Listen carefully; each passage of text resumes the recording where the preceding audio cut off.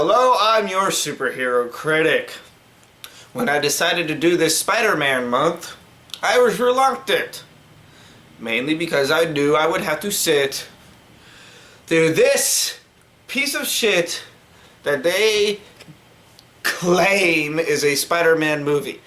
This movie is not even worth owning the DVD. In fact, the only reason I bought this movie was so I could do the review for it. This movie took Spider-Man and turned it into an emo douchebag. Spider-Man 3 is a piece of shit. And I have to sit through it. So I'm making you sit through it as well. Try to enjoy Spider-Man 3.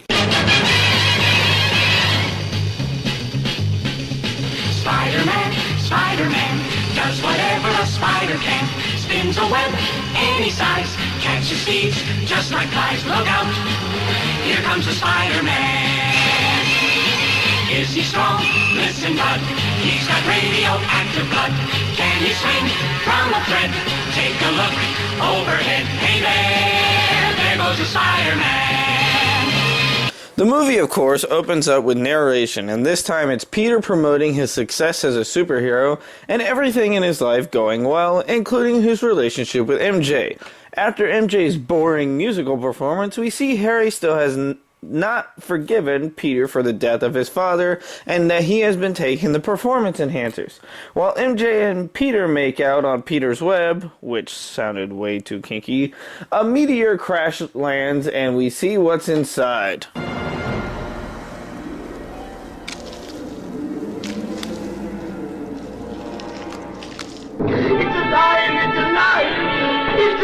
We watched a black goo attach itself to Peter's bike, and we jump to our first villain of the movie, Flint Marko, played by the great actor Thomas Hayden Church, who has escaped prison, and then we get a scene of him arguing with his family about being a criminal, and he leaves with some parting words.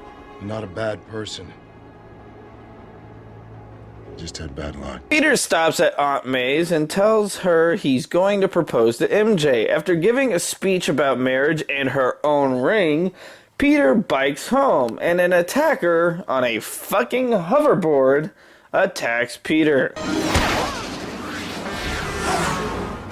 Really? A fucking hoverboard? You know, you couldn't just reuse your dad's glider? You gotta go out and invent your own hoverboard! The attacker turns out to be Harry, of course, and the two tear up New York City, Parker almost losing his aunt's ring during the scuffle. The fight is taken into the alleyways, and our hero finally pulls out a win by tricking Harry into hovering into a web line.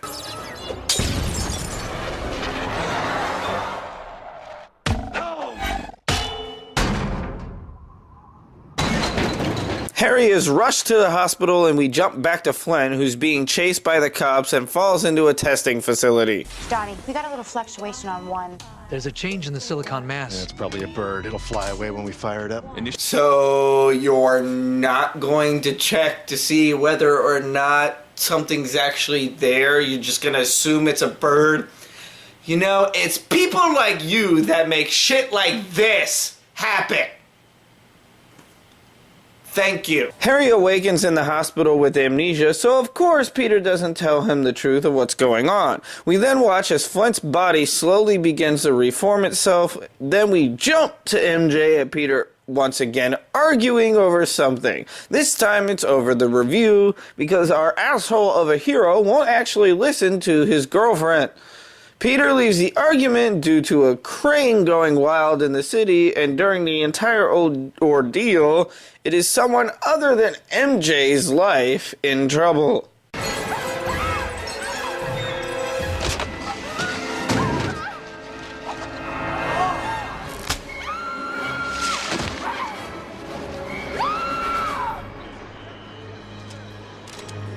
Oh my god, that's Gwen. What?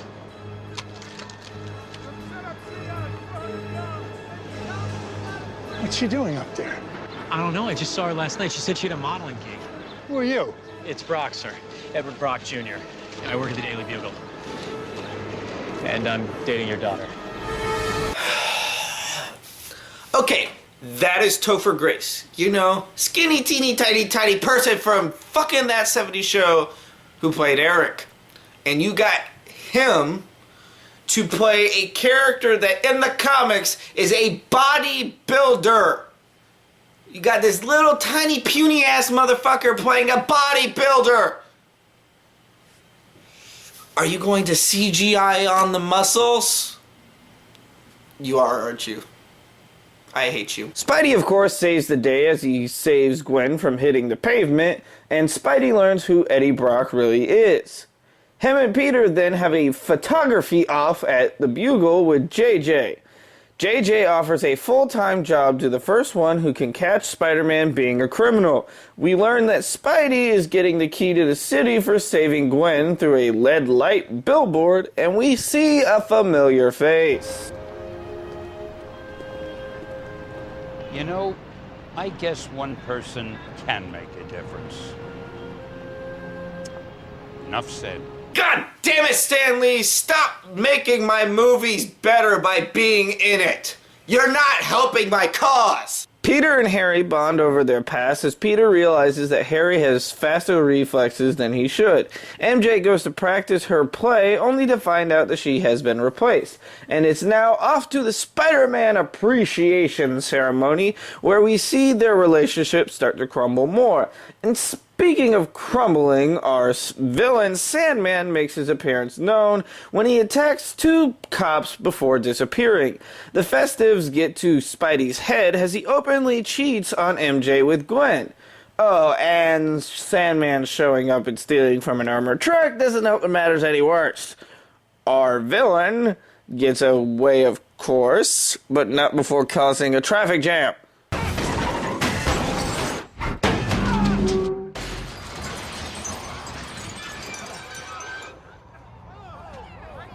Get our final Bruce Campbell cameo since Peter takes MJ out for dinner, but it doesn't go the way he plans because he's a total douchebag. And he makes the whole conversation about him instead of listening to MJ. Gwen shows up unannounced and MJ does what any typical female would do and leaves Peter before he can even propose.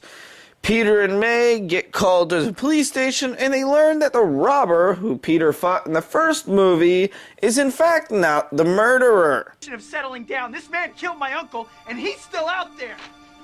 Oh, we got a badass over here. MJ goes over and tries to consolate Peter, who quickly pushes her away once again. After a night of listening to his cop radio, the symbiote finally makes its move and attaches itself to Peter, who wakes up hanging upside down in the black suit, wondering how he got there and realizing it enhances his powers.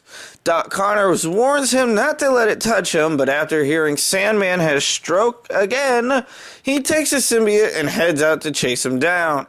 Brock shows up on the scene and Spidey breaks his camera before heading after Marco. Spider-Man goes berserk when he finds Marco and the two of them tear up the sewers.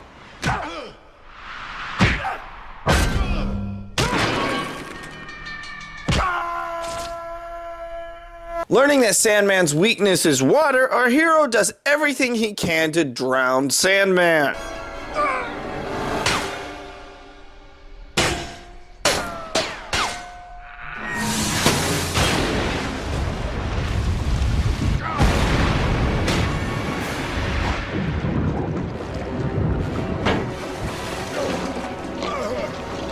Well, at least Peter's got some anger issues he's working out. MJ calls Harry because she needs some company that's not Peter. Peter gets advice from his creepy neighbors to call MJ, and MJ and Harry get closer together as MJ eventually settles the cheating score by kissing Harry. After she leaves, Harry magically gets his memory back when he touches the mirror. I'm sorry, but third movie is basically rehashing everything about the other two movies. First, MJ blames everything on Peter. It's never her fault. Peter talks like an asshole, bitches about everything, and can't tell MJ how he really feels. Harry hates everything. And somehow, yet again, all the fucking villains are connected to Peter in some fucking way. It is ridiculous. There's my phone again. I am going to punch you in the face if you don't shut up, Spider-Man.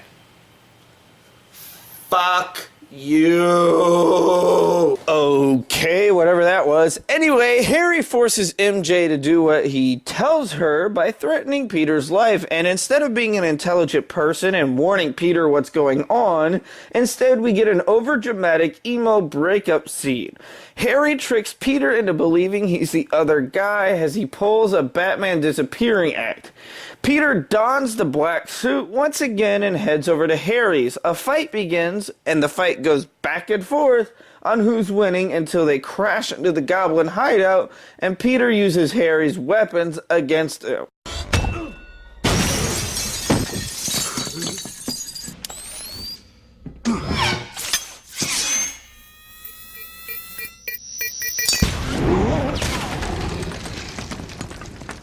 Well, at least I'll give the movie credit for that. That scene was actually kind of awesome. Peter finds out that Brock modified a photo to look as though Spidey was robbing the bank, which Peter, of course, knows the truth and rats Brock out to the public. Okay, what happens next is one of the biggest and stupidest things in the Spider-Man franchise that has ever fucking happened.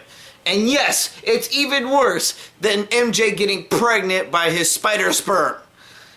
Either way, we get to witness emo Spider-Man dancing around town, strutting his stuff like an emo douche. Stop it! It's not funny, it's not awesome, it's fucking stupid. Just stop it, Raimi. Stop it! The movie then promotes domestic violence as MJ gets hit after a tussle breaks out in the club.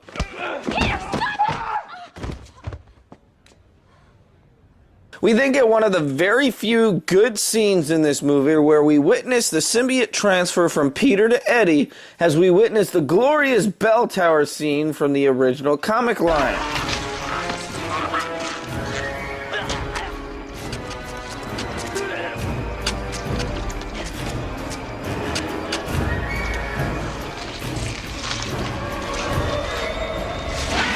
Venom runs into Sandman in an alleyway, and our movie's villain team-up is created. MJ is once again captured as Peter learns what's going on. He, of course, takes out the old suit and swings into action. While Harry is watching the news, Peter stops by and asks for help, which he, of course, turns down. Harry then learns the truth of everything from his butler. The blade that pierced his body came from his glider. I know you're trying to defend your father's honor, but there's no question that he died by his own hand. You're fucking kidding me. Your butler waits until after you've turned into a Two-Face parody to tell you that Spider-Man was not at fault, that he killed himself, and that half of Spider-Man 3 could have been avoided? Fuck you, Butler. I hope you take this finger and shove it up your own asshole. Spidey shows up to save the day, which doesn't go well as Venom catches Spidey in a web after he breaks out with a little help from MJ. The fight takes its place at the bottom of a construction yard now as Sandman joins the fight. And everything starts to look bleak for our hero until...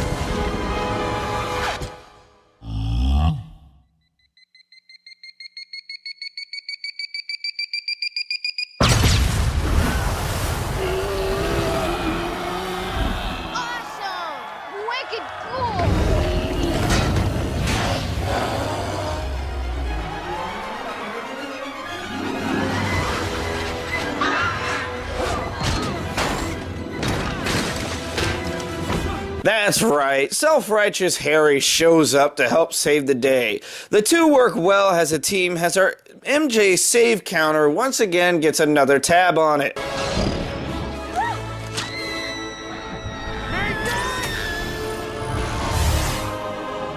This thing got any more? Hang on! To what? Go, buddy! Got her!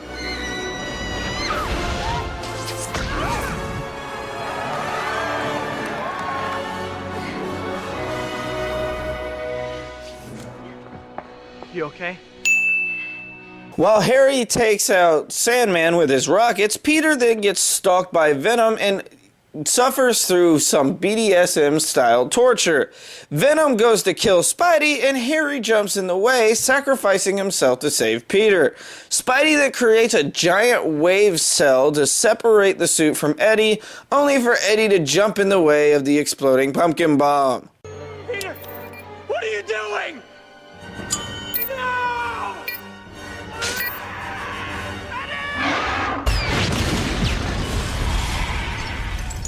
And God fucking finally, the rest of the movie ends with Sandman revealing that he accidentally shot Uncle Ben and it was a whole accident and he never meant to kill anybody. Peter forgives Marco as he dissipates away. Our friends make amends before Harry dies, and we end the trilogy with yet another funeral with overvoiced narration, and our lovebirds do a final dance before the credits roll. So there you fucking have it. I never, ever want to watch this movie again. Why is my phone going off again? Outside now, Spider-Man. Okay.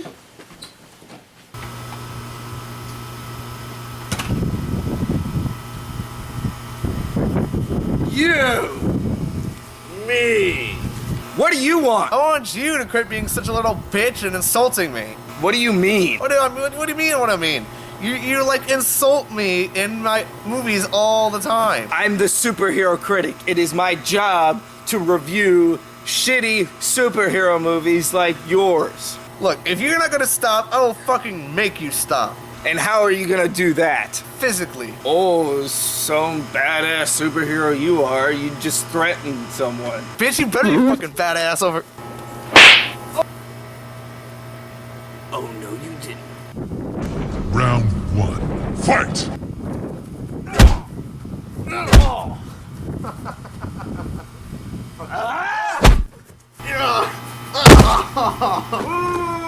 What? I am Spider-Man!